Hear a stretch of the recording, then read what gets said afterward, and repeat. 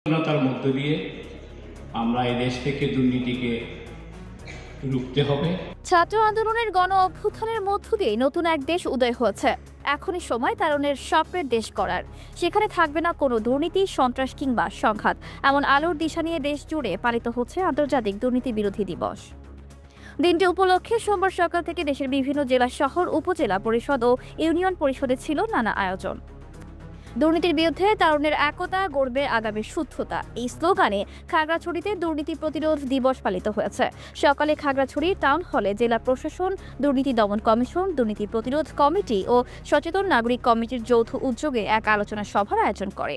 এতে প্রধান অতিথি ছিলেন জেলার প্রশাসক মোহাম্মদ শহীদুজ্জামান।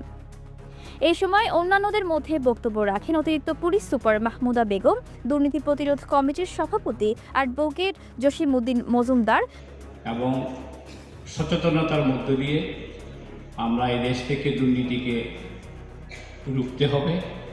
সনাকের সদস্য মোহাম্মদ জহুরুল আলম, ছাত্র জনতার নতুন বাংলাদেশে সবাই দুর্নীতির বিরুদ্ধে রুখে দাঁড়াবে বলে আশা করেন বক্তারা।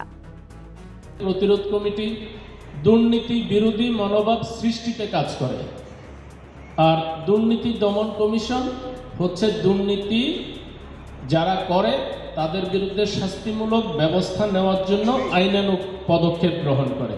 সীমান্ত এলাকা হিলিতেও নানা কর্মসূচির মধ্য দিয়ে আন্তর্জাতিক দুর্নীতি বিরোধী দিবস পালিত হয়েছে। হাকিমপুর উপজেলা প্রশাসন ও দুর্নীতি প্রতিরোধ কমিটির আয়োজনে শোভাযাত্রা হয়। উপজেলা পরিষদ চত্বর থেকে বের হয়ে বিভিন্ন সড়ক ঘুরে আবার একই স্থানে গিয়ে শেষ হয়। পরে উপজেলা পরিষদের হলরুমে এক আলোচনা সভা অনুষ্ঠিত হয়। এই সময় বক্তারা অন্তর্বর্তী সরকারের প্রতি দুর্নীতির বিরুদ্ধে জিরো টলারেন্স জারির আহ্বান জানান।